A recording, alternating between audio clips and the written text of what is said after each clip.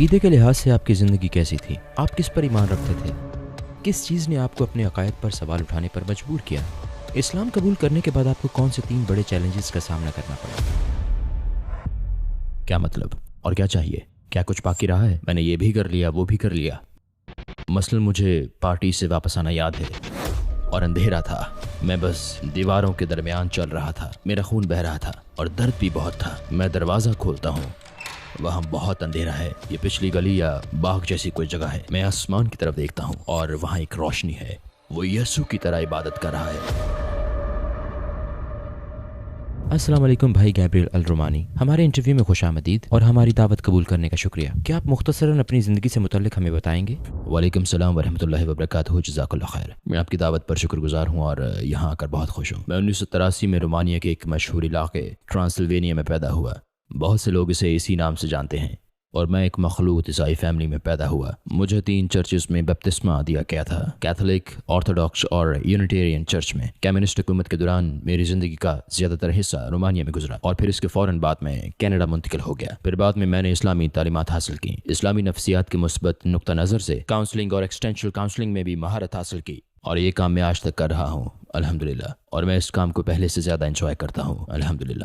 عقیدے کے لحاظ سے آپ کی زندگی کیسی تھی؟ آپ کس پر ایمان رکھتے تھے؟ میں کہہ سکتا ہوں بہت چھوٹی عمر سے ہی مجھ میں خدا پر ایمان کا جذبہ تھا، زیادہ تر میری دادی کی وجہ سے۔ وہ بہت ہی زیادہ عملی کیتھولک تھیں اور میں نے ان کے ساتھ بہت زیادہ وقت گزارا۔ میں اسکول جاتے ہوئے رک کر چرچ جاتا، عبادت کرتا اور اپنے ساتھ اسکول جاتے کسی بچے کو لے جاتا، جیسے کہ میں زور دیتا تمہیں عبادت کے لیے آنا پڑے گا، گویا یہ میرے آس پڑوس میں ایک عملی تحریک تھی۔ اور پھر گھر واپس جاتے ہوئے میں دوبارہ چرچ جاتا۔ جب بھی میں سڑک پار کرتا، بغیر کسی کی مدد کے ہر مرتبہ میں چرچ جا نکلتا۔ میں مذہب پر کافی عمل پیرا تھا، میں بائبل پڑھتا تھا، صرف یہی نہیں کرتا تھا بلکہ میں کلاسز میں شریک ہو رہا تھا، اور میری فیملی بہت حیران تھی کہ اتنی سی عمر میں میری لگن کا یہ عالم تھا۔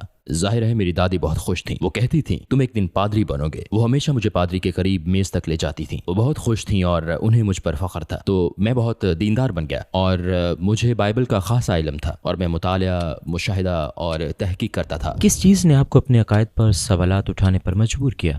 میرے خیال میں پہلی مرتبہ بھرپور شک کا سبب اپنے بوسنیائی دوست کمال سے ہونے والی ایک گفتگو تھی۔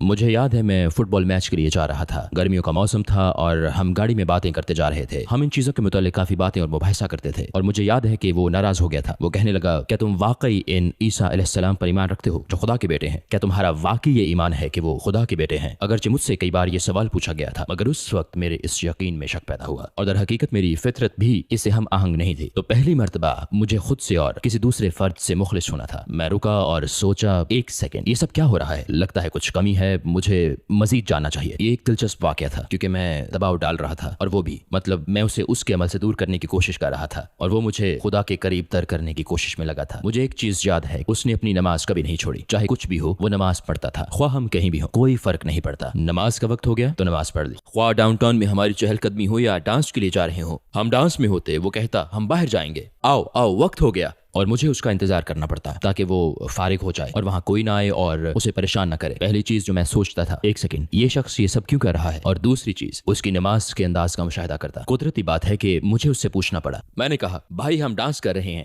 لطف اٹھا رہے ہیں، ہم وہاں یہ سب کر رہے ہیں، مگر تم نماز پڑھنے لگتے ہو، مجھے یہ تضاد لگتا ہے۔ اس نے کہا نہیں، یہ اس لیے ہے کہ میں جانتا ہوں جو کچھ میں کر رہا ہوں وہ غلط ہے، اور یہ خدا تک پہنچنے کا درست دروازہ ہے، اور میں اس دروازے کو بند نہیں کر سکتا۔ اور در حقیقت اس بات نے مجھے سوچنے پر مجبور کیا۔ سچ تو یہ ہے کہ اپنی دینداری کو دیکھ کر مجھے اس سے حسد محسوس ہوا، کیونکہ میں اتنا مخلص نہیں ہوں جتنا کہ وہ ہے، اور پھر بھی میں خود کو حق پر سمجھتا ہوں۔ اور اس شخص کو دیکھو کہ کتنا مخلص ہے، صرف یہی نہیں، ذرا دیکھو تو وہ نماز کیسے پڑھتا ہے۔ اور دوسری چیز جس نے عقلی طور پر مجھے جھنجھوڑا یہ تھی کہ میں بائبل پڑھ رہا تھا، اور بائبل میں پیغمبروں کی نماز کی جو تفصیل تھی اسی طرح وہ نماز پڑھتا، جیسے اپنا چہرہ زمین پر رکھ کر۔ حقیقتاً ٹھیک ہے، بائبل میں ایسے ہی بیان ہوا ہے۔ یہ دلچسپ بات ہے کیونکہ رومانیہ کے لوگ بھی ترکوں کی نماز کا مذاق اڑاتے تھے اور کہتے تھے کہ وہ منہ کے بل گر جاتے ہیں، لیکن بائبل میں بالکل اسی طریقے کا ذکر ہے۔ گارڈن آف گیٹسمن میں درج تمام پیغمبروں اور پیغمبر عیسیٰ علیہ السلام کا طریقہ، وہ خدا کی عبادت کے لیے چہرہ زمین پر رکھتے تھے۔ تو اس مشاہدے سے پہلے میں یہ باتیں کسی حد تک جانتا تھا، میں نے اس کا پوری زندگی مطالعہ کیا تھا، لیکن کبھی یہ جڑا نہیں، لیکن اس دن یہ جڑ گیا۔ اور پھر کیا ہوا؟ کہ آپ نے اس سے اس بارے میں بات کی؟ وہ صبح فجر کا وقت تھا، ہم ٹورنٹو کینیڈا میں تھے، ہم ایک کار خریدنے گئے تھے اور ہم میرے والد کے گھر کے باہر انتظار کر رہے تھے۔ فجر کا وقت تھا اور وہ نماز پڑھ رہا تھا، میں پانی انڈیلتا رہا، اس نے وضو کیا اور اب نماز پڑھ رہا تھا۔ میں وہاں بیٹھا سوچ رہا تھا یہ عیسیٰ علیہ السلام کی طرح نماز پڑھ رہا ہے۔ میں نے اسے کہا بھائی تمہیں پتا ہے تم لوگ کس کی طرح نماز پڑھتے ہو؟ اس نے کہا ظاہر ہے مجھے پتا ہے کیونکہ عیسیٰ علیہ السلام مسلمان تھے۔ تب میں نے کہا نہیں، کیا ہو گیا، یہ تم کیا کہہ رہے ہو، وہ عیسائی تھے؟ اس نے کہا نہیں، وہ کیسے ہو سکتے ہیں، اس وقت عیسائی مذہب نہیں تھا، تم انتہائی حد تک جا کر بھی انہیں زیادہ سے زیادہ یہودی کہہ سکتے ہو، ٹھیک ہے، کیونکہ نسلی طور پر وہ وہی تھے، لیکن اس زمانے میں عیسائیت نہیں تھی۔ اور میں سوچنے لگا یہ ٹھیک کہہ رہا ہے، مجھے سچ ماننا چاہیے، یہی حقیقت ہے، اور ہم اس طرح نماز کیوں نہیں پڑھتے؟ تم نے کبھی پادری کو سجدہ کرتے نہیں دیکھا؟ مطلب عیسائیت میں کچھ فرقے ایسے ہیں جو اب ایسا کرتے ہیں۔ تو یہ ایک زبردست دھچکا تھا، مجھ میں ایک بڑا شک پیدا ہو کر ایک ایسے نقطے پر جا پہنچا کہ بالآخر میں نے عیسائیت چھوڑ دی۔ اور غالباً یہ وہ چند واقعات تھے جنہوں نے مجھے عیسائیت چھوڑنے پر مائل کیا۔ کچھ مباحثے جو میں نے کیتھولک ہائی اسکول میں اپنے مذہبی اساتذہ کے ساتھ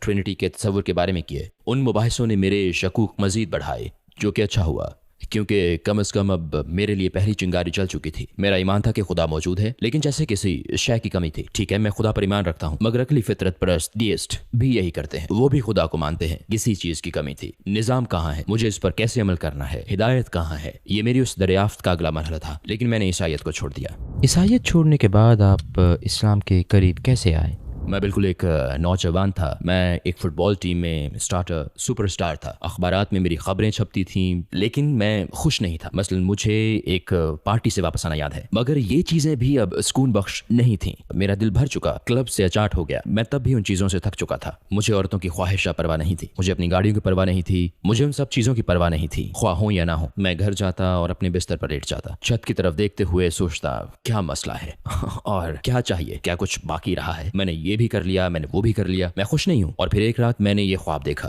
جہاں میں ایک بار پھر ایک پارٹی میں ہوں، اپنے آپ میں مگن ہوں اور اس لڑکی کے پاس سے گزرتا ہوں اور وہ چاقو نکال کر مجھ میں گھونپ دیتی ہے، اور یہ بہت واضح تھا، بہت حقیقی تھا۔ میں نے درد محسوس کیا، میں نے بلیڈ کی ٹھنڈک محسوس کی، اور اندھیرا تھا، میں بس دیواروں کے درمیان چل رہا تھا اور ایک دروازہ آیا، میں دروازے سے گزرتا ہوں اور میرا خون بہ رہا ہے اور درد بھی ہے، اور پھر میں دروازہ کھولتا ہوں، وہاں بہت اندھیرا تھا، وہ پچھلی گلی یا باغ جیسی کوئی جگہ تھی، اور میں آسمان کی طرف دیکھتا ہوں اور اس اندھیرے میں ایک روشنی تھی، اور بس میری روح نکل گئی اور اس کے ساتھ ہی میری آنکھ کھل گئی۔ میں جاگا، میں پسینے میں شرابور اور رو رہا تھا، اور میں روئے جا رہا تھا۔ میں بالکل ان کی طرح تھا جیسے مطلب جب آپ خود کو روک نہیں پاتے۔ میری پہلی سوچ یہ تھی کہ کچھ ہوا ہے، یہ ایک نشانی ہے۔ میں اپنے بھائی اور ماں کو دیکھنے گیا، انہیں چیک کیا، سب ٹھیک ہے، میں واپس گیا، میں بس رو رہا تھا، روئے جا رہا تھا، اور میں پورا پسینے میں بھیگ چکا تھا جیسے کسی نے مجھے تالاب میں ڈبویا ہو، اور میرا پورا بستر گیلا تھا۔ میں نے سوچا کہ میں باتھ روم گیا تھا، اور حقیقتاً میرے ساتھ کبھی ایسا نہیں ہوا تھا، لیکن میں جانتا تھا کہ مجھے کچھ کرنا ہے۔ میں جانتا تھا جیسے خدا مجھے بلا رہا ہے، اور میں اپنے انتخاب کی بنیاد محض ایک خواب کو نہیں بنا رہا، لیکن میرے لیے یہ بہت گہری اور ذاتی چیز تھی۔ جیسے ایک بار میں نے حضرت عیسیٰ علیہ السلام سے متعلق خواب دیکھا تھا، یہ بہت دلچسپ تھا کیونکہ میں انہیں گاڑی میں لے جا رہا تھا، وہ پچھلی سیٹ پر لیٹے ہوئے تھے، تھک گئے تھے، انہوں نے جلیبیاں پہن رکھا تھا، توپ، انہوں نے ایڈیڈاس کے رننگ شوز پہن رکھے تھے۔ میں جانتا ہوں یہ ایک عجیب خواب ہے۔ وہ مجھ سے کہہ رہے تھے میں تھک گیا ہوں گیبریل، تم جانتے ہو میں تھک گیا ہوں۔ میں نے گاڑی روکی اور سب لوگ ان کے پاس آ رہے تھے، اوہ عیسیٰ علیہ السلام، خدا، وہ مجھے دیکھ رہے تھے، اور لوگ گاڑی کے گرد جمع ہونے لگے جیسے جب کوئی شخص مشہور ہو تو ہوتا ہے، اور انہوں نے مجھ سے کہا انہیں دیکھو، یہ سمجھتے ہیں کہ میں خدا ہوں اور میں تھک گیا ہوں، میں یہاں تھک کر لیٹا ہوں اور یہ سمجھتے ہیں کہ میں خدا ہوں۔ یہ واقعی بہت واضح تھا۔ میں اپنے اسلام کے انتخاب کی بنیاد اس خواب یا اس جیسی کسی چیز پر نہیں رکھتا، نہیں، لوگ ان باتوں کا دعویٰ کرتے رہتے ہیں، لیکن یہ چیزیں دوسرے لوگوں کے لیے بھی اہمیت رکھتی ہیں۔ انہیں یہ سمجھنے کی ضرورت ہے کہ خدا زور دے رہا ہے، مطلب یہ نہیں کہ جو دکھائی دیا ویسا ہی ہو، خدا آپ کا دماغ کھول رہا ہے سوال کرنے، سمجھنے اور مزید آگے دیکھنے کے لیے۔ اور اسی چیز نے مجھے اگلے مرحلے تک پہنچایا جہاں میں جانتا تھا کہ مجھے کچھ کرنا ہے، اور ایک خواب کے بعد میں جان گیا تھا۔ مزید کس بات نے آپ کو اسلام کی طرف راغب کیا؟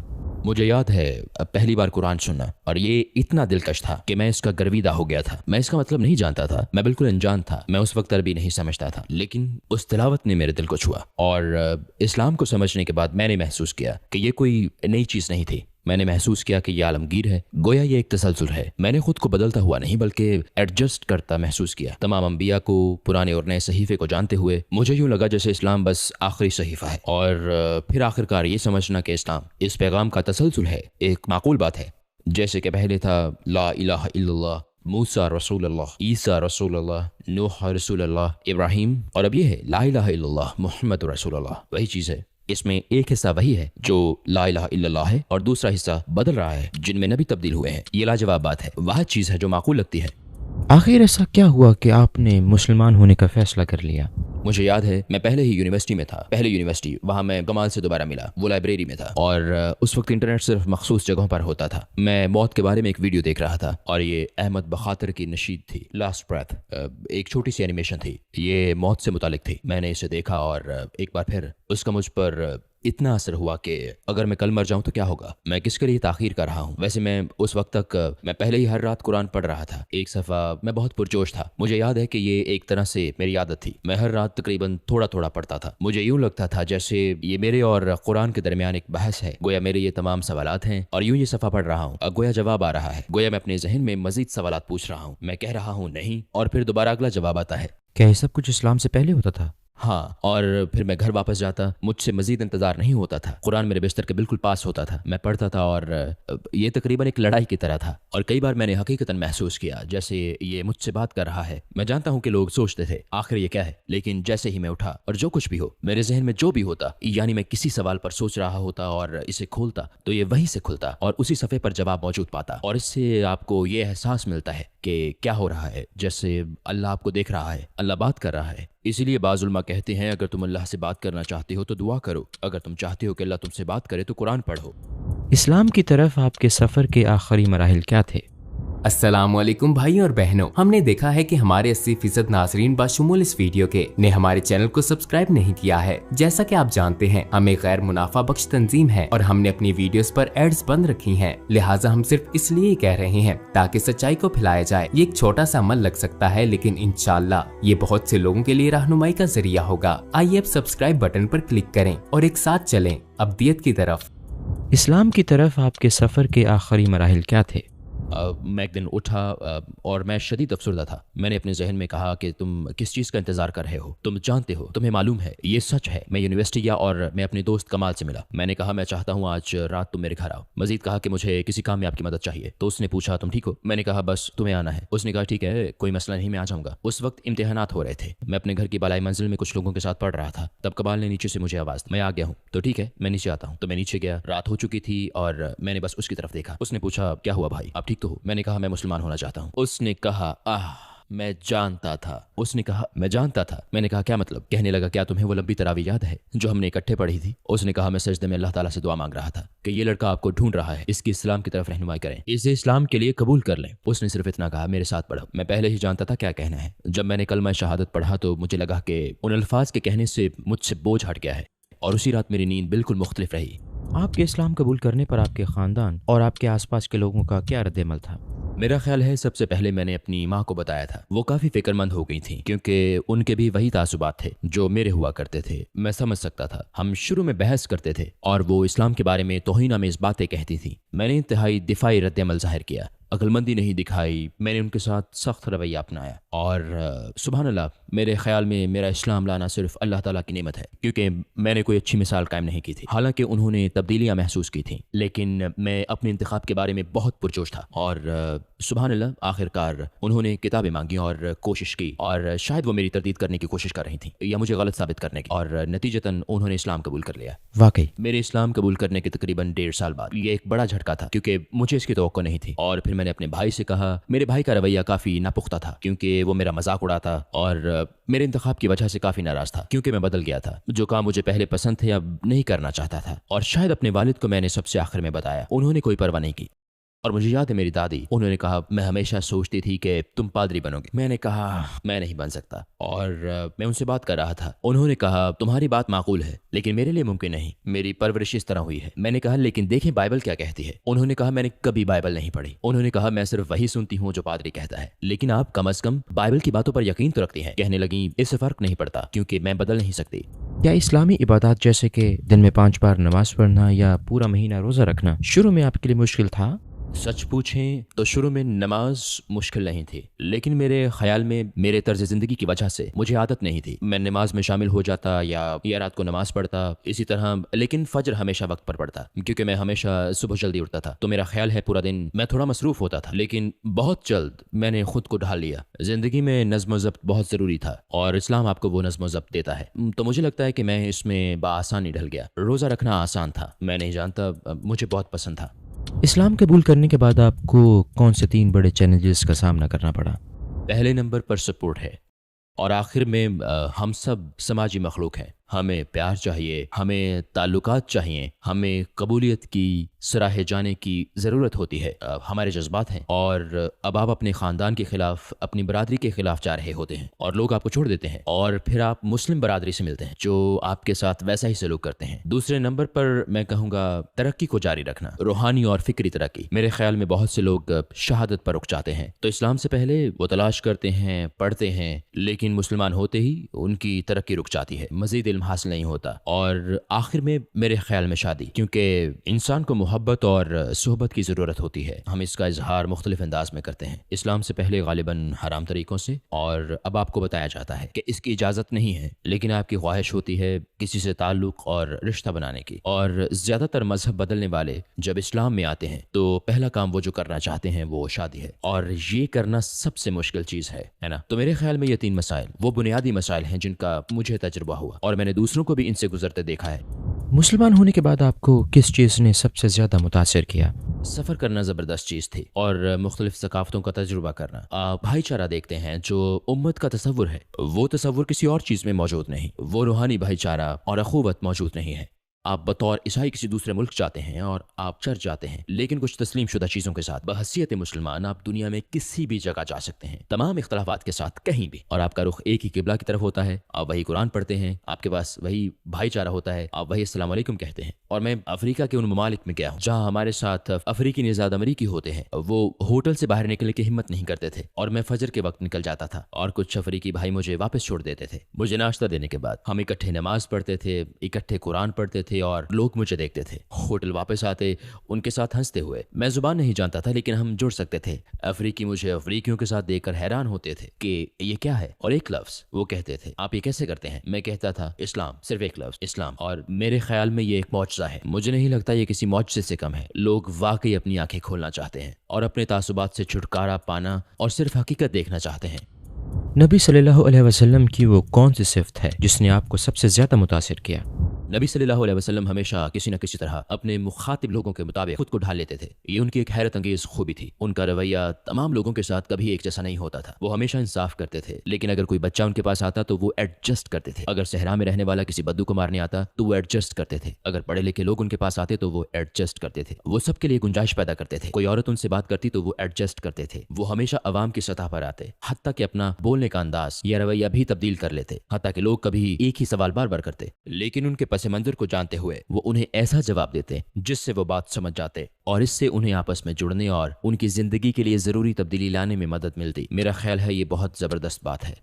मुझे इस्लाम के बारे में कोई अहम बात बताएं जो आप गैर मुस्लिमों को बताना चाहते हैं। मेरे ख्याल में इस्लाम के बारे में सबसे अहम बात गैर मुस्लिमों को ये मालूम होनी चाहिए कि इस्लाम कोई मजहब नहीं है, ये खुद एक जिंदगी है। अगर आप समझते हैं कि इस्लाम जिंदगी गुजारने का एक तरीका है, तर्ज जिंदगी नहीं, माजरत शायद हमें मुहतात रहना पड़ेगा, तो जिंदगी गुजारने का यही तरीका है। आपके तमाम मसाइल का हल है और आपके तमाम वजूदी सवालात का जवाब है। हर इंसान के सवालात होते हैं। मुझसे ये ना कहो कि उनके सवालात नहीं है। जब आप बिस्तर पर लेटते हैं रात 11 या 2 बजे, आपको नींद नहीं आती तो आप इन तमाम मसाइल के बारे में सोचते हैं। इस्लाम इस दुनिया का हर मसला हल कर देगा। नस्ल परस्ती से लेकर बदनवानी तक सब कुछ इस्लाम ही हल कर सकता है।